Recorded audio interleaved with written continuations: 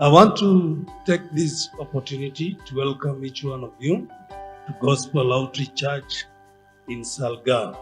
Gospel Outreach Church in Salga is situated along the Nakuru-Eldoret Highway.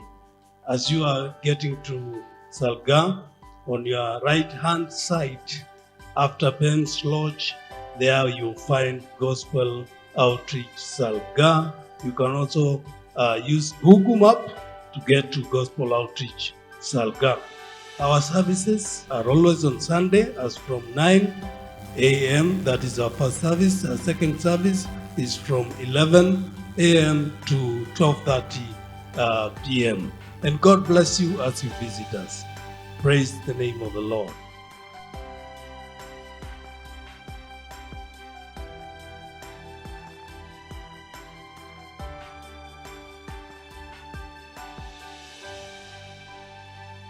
Nataka kuchukua fursa hii kuwakaribisheni nyote kutoka popote mlipo mnapotusikiza. Tunawakujieni tukiwa live kutoka Gospel Outreach Salga. Bwana Yesu asifiwe. Leo nataka kuwaleteni ujumbe ambao ni sehemu ya kwanza ya ujumbe ambao unasema kwamba mjenzi mwenye busara. Na tutasoma maandiko kitabu cha Mathayo mtakatifu sura yake ya 7 mstari wa 24, na maandiko yanasema, kwa hiyo kila mtu anayesikia maneno yangu na ya kuzingatia anafanana na mtu mwenye busara aliyejenga nyumba yake juu ya mwamba. Mvua ikanyesha, mito ikafurika, pepo kali zikavuma na kuipiza nyumba hiyo, lakini haikuanguka kwa sababu ilikuwa imejengwa juu ya mwamba. Lakini yeyote anayesikia maneno yangu haya bila kuyazingatia anafanana na mtu mpumbavu aliyejenga nyumba yake juu ya mchanga. Mvua ikanyesha, mito ikafurika, pepo kali zikavuma na kuipiga nyumba hiyo, nayo ikaanguka. Tena anguko hilo lilikuwa kubwa. Bwana asifiwe sana. Tuombe. Baba, katika jina la Yesu tunakushukuru kwa sababu ya neno lako. Neno lako Bwana ni pumzi yako, na tunapolisikia wacha Bwana unitumie tu tupate kuelewa ufahamu na ufunuo wa kibingu juu ya mapenzi yako na maisha yetu siku ya leo. Maana ni katika jina la Yesu tunaomba hata kuamini. Amen.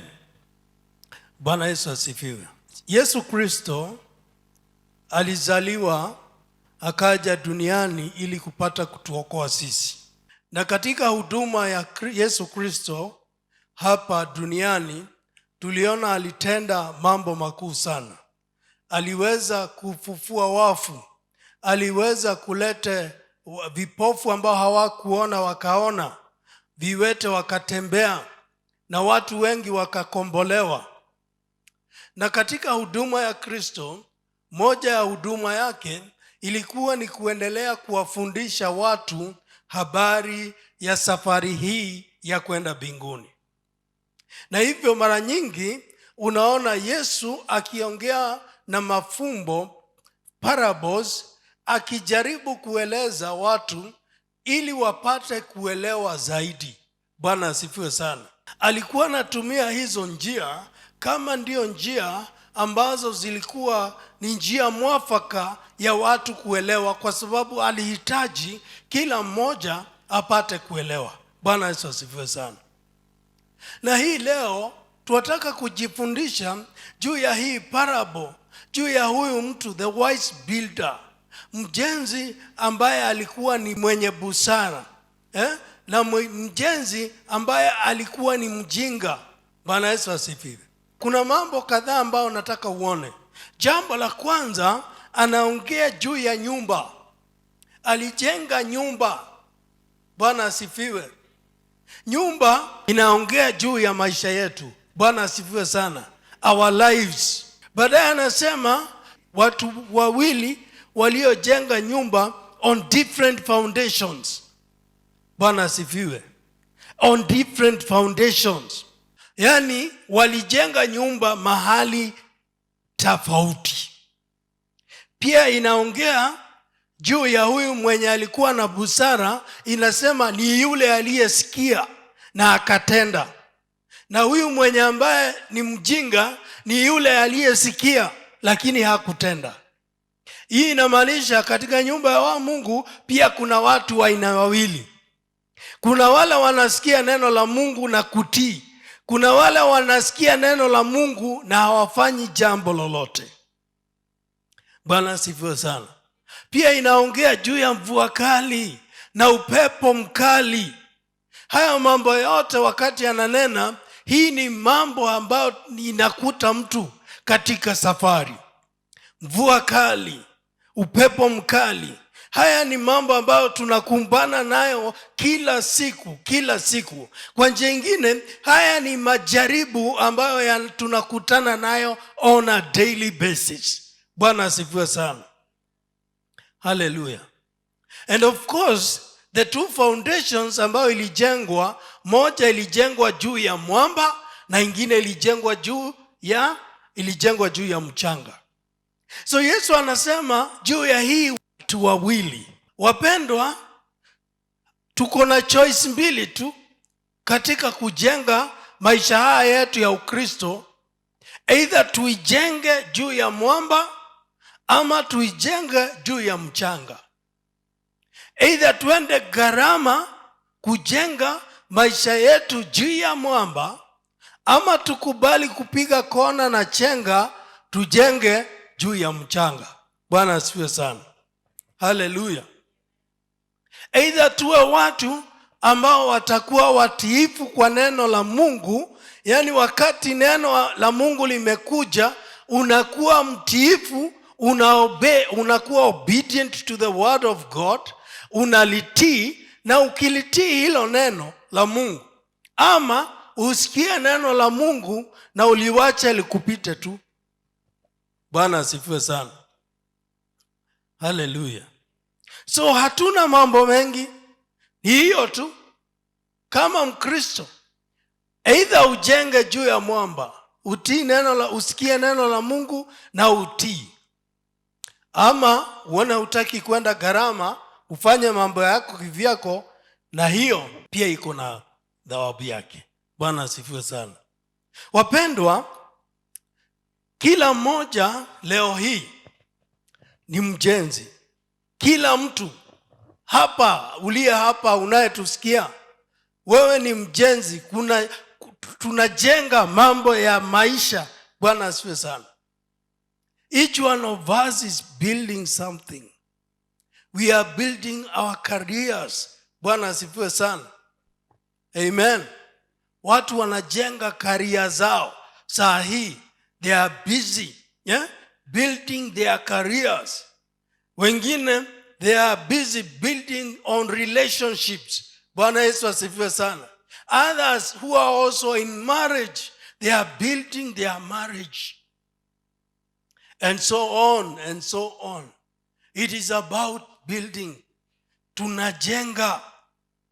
Lakini swali yangu siku ya leo, wewe unayenisikiza, hii mjengo ambao unajenga ya maisha, hii mjengo ambao unajenga ya maisha, je, unajenga mjengo ambayo itadumu, ama unajenga mjengo tu kujenga?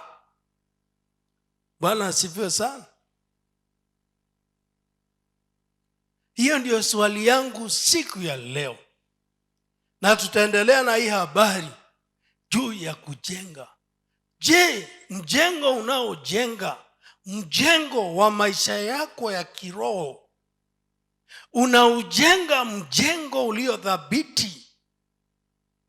Umekubali kwenda gharama kujenga mjengo ulio thabiti, ili dhoruba zikija bado huo mjengo utasimama? Ndoa yako ambao uko kwa hiyo ndoa, unaijenga iwe ndoa thabiti, ili dhoruba za ndoa zitakapokuja ibaki imesimama? Je, uhusiano wako ambao unajenga saa hii, unajenga uhusiano ulio thabiti, ili dhoruba za mahusiano zikija, uhusiano huu ubaki umesimama. Kwa sababu kulingana na maandiko, kila mjengo lazima utajaribiwa. Bwana asifiwe sana. Mjengo wa ndoa lazima utajaribiwa. Mjengo wa uhusiano lazima utajaribiwa. Mjengo wako kama kuokoka lazima utajaribiwa. Lakini swali ni je, ukijaribiwa, huu mjengo unaojenga utabaki ukisimama? Bwana asifiwe. Ni kweli umeokoka, lakini ukijaribiwa bado utabaki kuwa umeokoka? Hiyo ndiyo swali. Kwa sababu watu wengi, hata wale wameokoka, wameanguka kwa majaribu kwa sababu mjengo walioujenga hawakukubali kwenda gharama. Bwana asifiwe sana. Haleluya. Paulo anatuongelesha jambo katika kitabu wa Korintho wa kwanza 3 kuanzia mstari wa 10. Inasema, kwa msaada wa neema alionipa Mungu nimefaulu kama mwashi stadi mwenye busara kuweka msingi ambao juu yake mtu mwingine anajenga. Basi kila mmoja awe mwangalifu jinsi anavyojenga juu yake. Hakuna mtu awezaye kuweka msingi mwingine badala ya ule uliokwisha wekwa, yani Yesu Kristo. Juu ya msingi huo mtu anaweza kujenga kwa dhahabu, fedha au mawe ya thamani. Anaweza kutumia miti, majani au nyasi. Iwavyo, ubora wa kazi ya kila mmoja utaonekana wakati siku ile ya Kristo atakapoifichua, maana siku hiyo itatokea na moto, na huo moto utaipima na kuonyesha ubora wake.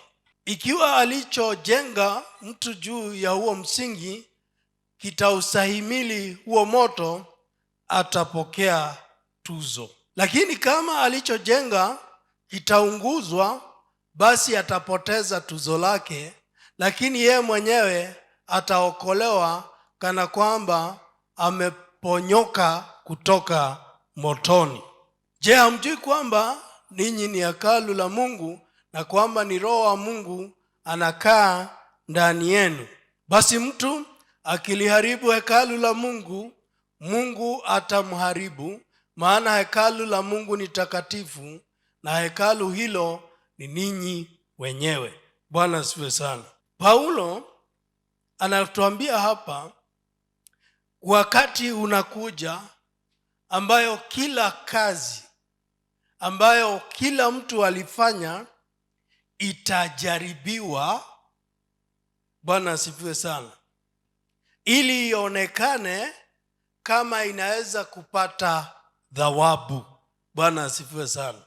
Paulo anatueleza ya kwamba msingi tu ni Yesu Kristo. Bwana asifiwe sana. Hauwezi ukajenga mahali popote ingine. Msingi ni lakini inategemea unajenga nini. Lakini ya muhimu ni kwamba anasema kuna wakati ambao kila kazi itajaribiwa. Bwana asifiwe sana. Kila kitu kitajaribiwa, na kitajaribiwa na moto. Bwana asifiwe sana. Ili kionekane kana kwamba kisalama. Kile kiliojengwa, anasema, na dhahabu na fedha na mawe ya thamani, inasema kwamba hiyo itachomoka ikiwa sawa. Lakini ile iliyojengwa na nyasi na udongo, hizo zote zitaungua. Katika kitabu cha Ufunuo 22 inatueleza kwamba mstari wake wa 12 inaongea juu ya kuja kwa Yesu Kristo. Revelation 22 verse 12 inasema, behold, I'm coming soon, bringing my recompense with me to repay each one of what he has done. Bwana asifiwe sana. Sikiliza, asema Yesu, naja upesi pamoja na tuzo nitakalompa kila mmoja kufuatana na matendo yake. Bwana asifiwe sana. So Paulo anatuambia kuna siku inakuja ambayo kila kazi itajaribiwa ionekane kana kwamba hiyo kazi itapata thawabu. Na Yohana akiwa kitabu cha Ufunuo anasema, nasikiliza na tazama, asema Yesu, naja upesi pamoja na tuzo nitakalompa kila mmoja kufuatana na matendo yake. Bwana Yesu asifiwe sana. So hii kazi tunafanya wapendwa, na hii mjengo tunaoujenga, pamoja na kujaribiwa hapa duniani, pia itajaribiwa tena ili upate tuzo. Bwana asifiwe sana. So ni ya muhimu sana ujue vile unavyojenga mjengo wako. Kwa sababu gani? Maandiko yanatueleza ya kwamba kuna wakati ambapo kutakuwa na hukumu na judgment. Hii judgment ndio itakuwa ya kuonyesha kazi yako ilikuwa aje. Bwana asifiwe sana. Praise the name of the Lord. Haraka sana nataka kukuonyesha hukumu katika Biblia. I want just to share with you very quickly some of the judgments in the Bible. Hukumu ambazo ziko katika Biblia. Ya kwanza ni hukumu ya dhambi. Hukumu ya dhambi. Kuna hukumu ya dhambi. You know the Bible says, and the wages of sin is death. Bwana asifiwe sana. Lakini hii ilitokana kwamba kila mwanadamu aliasi, na Mungu akatoa hukumu ya kwamba kila aliyetenda dhambi lazima afe. Lakini tunashukuru Yesu kwa sababu alikuja, yeye akalipa hiyo gharama. Bwana asifiwe sana. Akakufa kwa niaba yetu.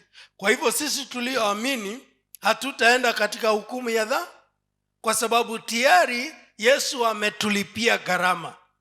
Lakini wewe ambaye hujaamini, bado hii hukumu ya dhambi utakutana nayo.